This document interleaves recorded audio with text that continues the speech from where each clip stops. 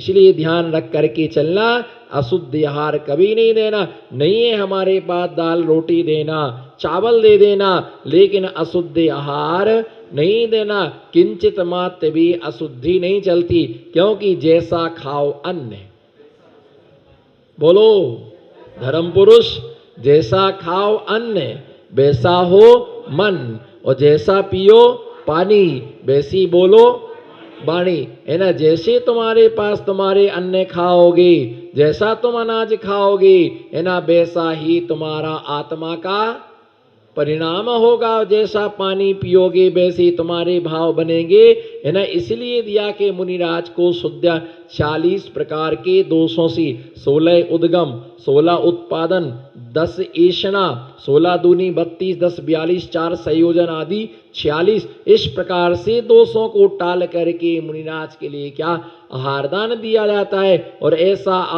आहार देना, शुद्ध आहार, ऐसा बोलना मेरे द्वारा दिया गया आहार दान, बोलो मेरे द्वारा दिया गया आहार दान रत्नात्रय धर्म की साधना में साधक बने।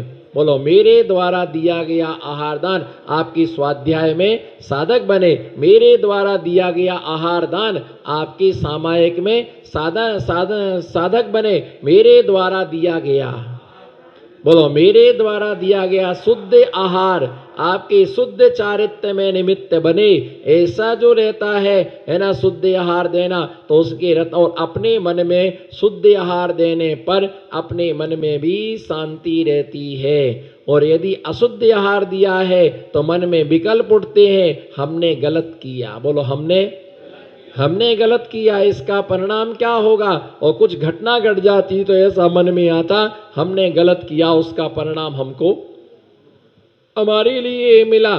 तो भैया 16 उद्गम आदि 46 प्रकार के दोषों से रहित होकर के उन्हें एक गिरास में 46 दोष टालना पड़ते हैं। 4 शुद्धि के 1234 उपवास हैं। कितने? उसमें सबसे ज्यादा महावीर भैया, सबसे ज्यादा उपवास ऐषणा समिति के हैं। 414 उपवास हैं।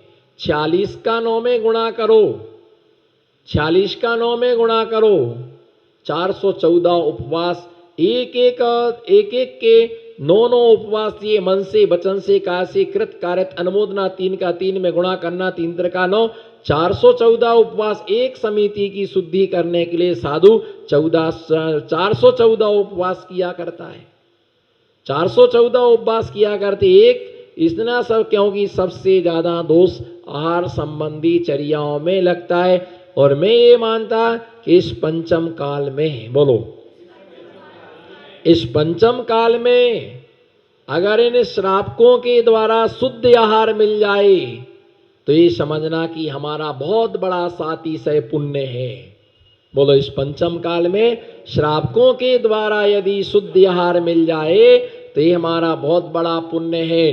क्योंकि इस पंचम काल में छली कपटी मायाचारी, है ना, ढोंगी पाखंडी जीवों का जन्म होता है। बिरले धर्मात्मा होते। जैन कुल में जन्म लेकर के भी छल नहीं छोड़ते हो।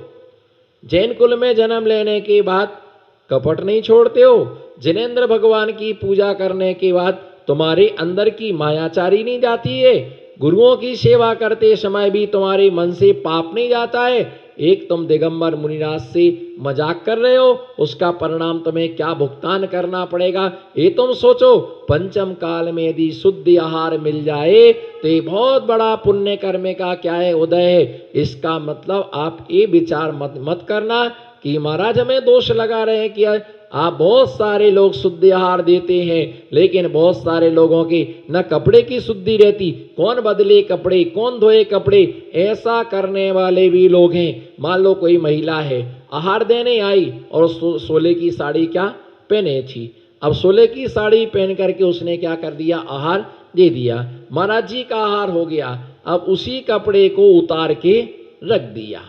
किस कपड़े को, जो सोले में आहार दिया था उन कपड़े को उतार के रख दिया, उनको अलग रख दिया और बिना सोले के कपड़े पहन लिए। और फिर दूसरे दिन फिर चौके में आना तो पर उन्हीं कपड़ों को फिर पहन लिया। फिर शोले में गए, उन्हें शोले में उतार के खूंटी पर टांग दिया, फिर तीसरे दिन आहार दिया तो फिर उन्हीं कपड़े को ऐसे 15-15 दिन तक लोग 16 चलाते हैं। बताओ, ऐसा 15-15 दिन तक 16 चलाते हैं। ऐसा करने वाले भी है, छुप गए, पानी लिया, किंचा डाल लिया, शुद्ध हो गए।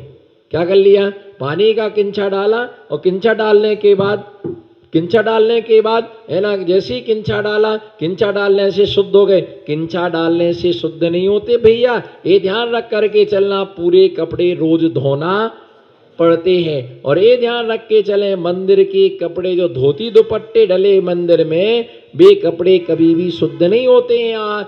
मंदिर के कपड़े आहार दान देने के योग्य नहीं होते हैं, है ना। अपने घर के कपड़े अपने घर के कपड़े से लेना, उनसे देना, क्योंकि जिन कपड़ों से पूजा की जाती है उनसे आहार नहीं दिया जाता है, और जिनसे आहार देते उनसे पूजा, वो पूजा के लिए नहीं है। पूजा के कपड़े क्या होते? अलग होते हैं, है ना। और मैं आहार दान के वस्त्र क्या होते? अलग होते। इसका रीजन बोलो, इसका हेतु यह है कि हम जब भोजन का आहार देते, कभी दाल गिर जाती, कभी सब्जी गिर जाती, कभी हाथ लग जाते हैं, वहाँ सबको ही रहता है, तो ऐसे वो कपड़े क्या हो जाते हैं? अशुद्ध हो जाते हैं। और वो कपड़े अशुद्ध हो जाने से, सकरे कपड़े हो जाने से, हम वो भगवान की कई बार श्रावक उन्हीं कपड़ों से क्या कर लेता है? उन्हीं कपड़ों से भोजन भी कर लेता है बैठ करके। इसलिए भैया वो कपड़े पूजा के लिए नहीं है, और पूजा के कपड़े आहार के लिए नहीं है। बताओ, जो मंदिर में यहाँ पर व्यवस्थापकों ने कपड़े धो करके डाले हैं, वो काहे के लिए डाले? बताओ, जवाब दो मुझे आप सब लोग बोलो। जो मंदिर में कपड़े रखे हैं वो काहे के लिए रखे हैं? वो कपड़े तुम्हारे लिए काहे के लिए रखे हैं? है ना, पूजन के लिए कपड़े रखे हैं वो, है ना। किसके लिए रखे हैं? वो कपड़े पूजन के लिए कपड़े क्या किए गए हैं? रखे गए हैं, ना कि वो कपड़े तुम्हारे लिए आहार दान को रखे गए हैं। काहे के लिए रखे गए? बोलो, कपड़े काहे के लिए रखे गए हैं?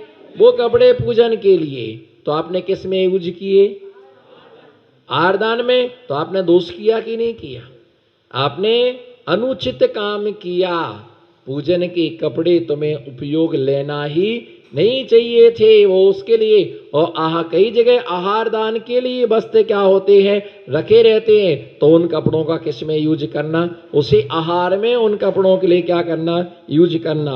उसके लिए आहार कपड़े, है ना, आहार में उनके लिए यूज करना। तो ये ध्यान रख करके चलना, मंदिर पूजन के कपड़े जो वो आहार दान में काम में नहीं आती, तो ऐसे अपने शुद्ध छिप गए तो उस दिन अपन को आहार नहीं देना। क्या? यदि हम छू गए तो आहार नहीं देना। और ऐसा एक ही कपड़ा एक बार धो लिया और वो 16-15 दिन तक नहीं चलता है। इतने आलसी मत बनो, इतने प्रमादी मत बनो, इतने भोंदू मत बनो, है ना। इतना विवेक रखो। कच्चे पानी का साधुओं में कभी उपयोग, कच्चे पानी में कभी साधुओं के लिए कच्चे पानी का उपयोग नहीं होता है, हमेशा प्राशुक पानी का ही क्या होता। इतना कि जो कपड़े वगैरह हैं वे हाथ पोंछने के कपड़े भी क्या होते हैं? सोले के होते हैं। और जो व्यक्ति बिना सोले का गड़बड़ सड़बड़ करके आहार देता है, ऐसा व्यक्ति निगोद में जाता है। ऐसा व्यक्ति क्या होता है? निगोद में जाता। और हमेशा एक गड़बड़ सड़बड़ करने वाले 16 ब्रह्मचारी मैं आपको स्पष्ट बता रहा हूं। एक साधारण श्रावक अच्छा 16 पालता है, बचने का इनसे है। कौन कपड़े धोए बार बार? इसलिए सवेरे से पहन लिया और सवेरे से 24 घंटे तक शाम तक सोले में है। पानी छिड़क लिया, सोले में है, आहार दे दिया, पूजा कर ली, दोपहर का स्वाध्याय भी कर लिया, शाम को स्वाध्याय भी कर लिया, है ना। उसी में सोले में बने वही कपड़े पहने बैठे हैं। कौन बार बार चेंज करे? नहीं भैया, ऐसा पाप कभी भी नहीं करना। ऐसा घपले का सोला कहीं भी चलता नहीं है। एक जगह क्या हुआ, ऐसा देखा गया, ये सिद्ध चक्र मंडल विधान की आराधना चल रही थी। किसकी? देखो भैया, कभी तुम्हारा चौका लगे, ये समझना, कभी चौका लगे, आप आहार बनाओ तो उसमें से पहले अपने लिए निकाल के मत रख लेना। अपने लिए निकाल, अरे तुमने बनाया ही अपने लिए है। मैंने देखा कि वहां चौके में हम लोग देखा मुनिराजों का आहार हो रहा था, तो एक ही दो श्रावक आहार देने वाले। मैंने कहा इतने सारे श्रावक चौके में थे, पता नहीं वो कहाँ गए। एक दिन वैसे ही, 2 दिन वैसे ही, साधु को 2-2 जने आहार दे रहे। फिर मैंने पता किया कि भाई लोग कहाँ जाते सारे लोग। बोले महाराज जी बाहर आपका आहार चलता है और अंदर ब्रह्मचारी ब्रह्मचारिणी क्या करते हैं, भोजन करते, आहार करते। मैं बैठ गया, मैंने मुझे आहार को नहीं उतरना है, क्योंकि ऐसा नहीं चलता है। मुनिराज आहार कर रहे और तुम पीछे वहां बैठ करके आहार कर रहे। मैंने कहा इनका चौका अलग रहो, तुम अलग जाओ वहां भोजन के लिए, साधु की व्यवस्था। फिर लोगों ने घर घर जा करके अपनी क्या की व्यवस्था की। ऐसा जूठा भोजन साधु को देते, ऐसा आहार साधु का बचा हुआ कोई भी खा सकता है, पर किसी का बचा हुआ साधु, किसी का बचा साधु नहीं खाता है। साधु का बचा हुआ सब प्रसाद के रूप में लेते हैं। ऐसा समिति के लिए बिल्कुल व्यवस्थित शुद्धि बोल करके, और अगर हमें पता चल जाए कि इनने अशुद्ध आहार दिया है तो हम उसका प्रायश्चित लेंगे, हम उसका प्रायश्चित लेंगे। इसलिए कई बार पूछते भैया ये शुद्ध है कि अशुद्ध है, कहाँ से लाए, क्या लाए। कई लोग मालूम बजा सोले का गुड़, क्या सोले का गुड़, सोले का तेल। कैसा सोले का गुड़, सोले का गुड़ अलग से ही बनता है, छने हुए पानी से धो करके साफ करके। लेकिन क्या किया, बाजार में जो गुड़ मिल रहा था, क्या बाजार में जो गुड़ मिल रहा था उस गुड़ को ले आए, उसे गर्म किया, उसे छान लिया और दे दिया, सोले का हो गया। जो टीन का तेल, तेल का टीन आता, पैक आता है, उसे लोग सोले का मान लेते हैं। अरे भाई ऐसा पैक आया तो सोले का नहीं हो जाता है। ऐसे मान लो रोटियों का पैकेट पैक आ जाए तो सोले के हो जाएंगे। पापड़ भी पैक आती है, मिर्ची भी पैक आती है, हल्दी का पैकेट भी पैक आता है। आज हर चीज के पाउच आने लगे, तो क्या जो पैक आए वो शुद्ध है?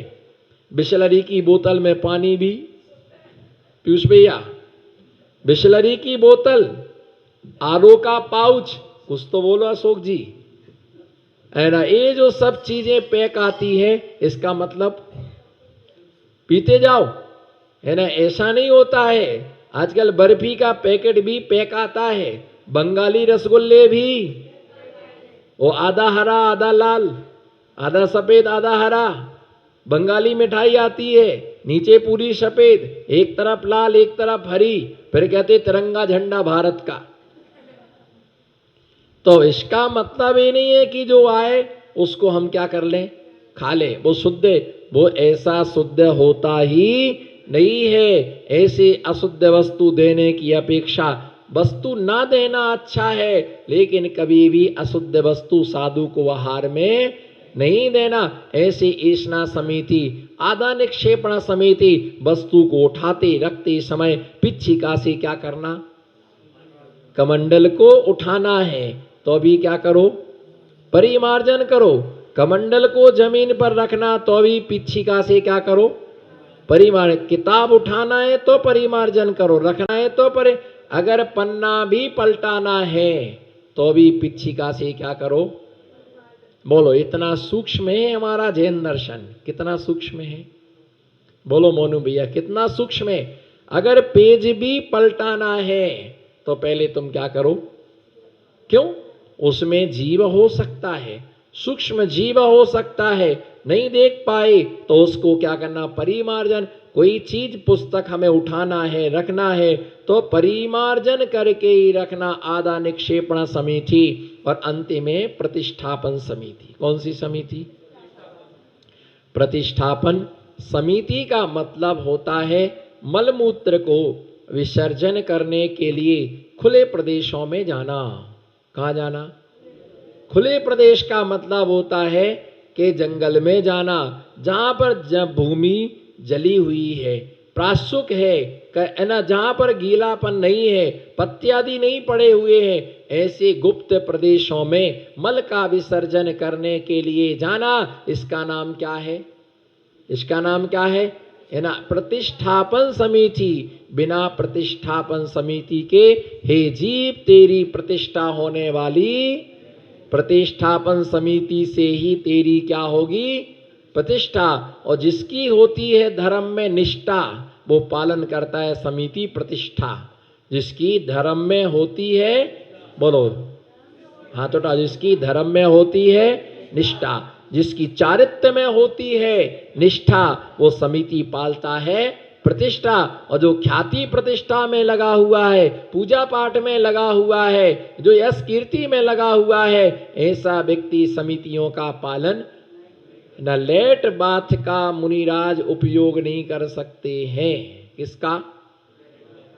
लेट बाथ का मुनिराज उपयोग नहीं कर सकते हैं। और जो मुनिराज लेट बाथ का उपयोग करते हैं, लेट में मल विसर्जन करने को जाते हैं, बाथ में मल विसर्जन करने को जाते हैं, वो खंडित मुनि है। कौन से मुनि है? खंडित मुनि क्यों है? क्योंकि उनकी एक समिति का पालन उनसे नहीं हो रहा है, उनसे प्रतिष्ठापन समिति का पालन नहीं हो रहा है, एक समिति आपकी कम हो गई है, इसलिए उन मुनिराज का नाम है खंडित मुनि। उन्होंने एक व्रत को क्या किया है? खंडित किया है। वो अखंड मुनि नहीं है। बोलो वो क्या? वो अखंड मुनि नहीं है। और हम श्रावकों को भी ध्यान रखना चाहिए। कोई मुनिराज नगर में आए, उनसे पूछ लेना महाराज जी शौच क्रिया का समय कितने बजे का है, हम आ जाएंगे। यहाँ से 1 किलोमीटर दूरी पर क्या है? स्थान है शौच का, है ना, फलबाग है, एक दूसरा भी स्थान है। सवेरे सवेरे चलेंगे और आसपास में एक आध दो जिनालय के आसपास में, महाराज बोलो ना महाराज श्री, आसपास में बोलो, आसपास में जिनालय है, अपन दर्शन भी कराएंगे और फल बाग है, यहाँ पर जंगल भी वहाँ हो जाएगा। और सवेरे थोड़ा मॉर्निंग वॉक, हाँ मजा आ गया। नहीं वैसे लोग आते बोले महाराज जी हम 4-5 किलोमीटर रोज घूमने जाते हैं। अरे कर्म का कल्ला, महाराज के साथ चल, पुण्य का पुण्य, बोलो यहाँ पुण्य का भी मेंटेनेंस हो रहा है, यहाँ बॉडी का भी मेंटेनेंस हो रहा है, यहाँ पर स्वास्थ्य का भी मेंटेनेंस हो रहा है, धर्म का, और बाय बाय भी हो रही है। बोलो ना बाय बाय हो रही है। थाका छोरा खूब अच्छो छोरा है, बोलो थाका छोरा खूब अच्छा है ना। सवेरे सवेरे महाराज का कमंडल लेके महाराज जी के हाथे हाथे जंगल जावे, खूब छान छोरा है, खूब अच्छा छोरा है, धन्य भाग भाई, बोलो भाई धन्य भाग, थाने ऐसे छोरे को जन्म दिया।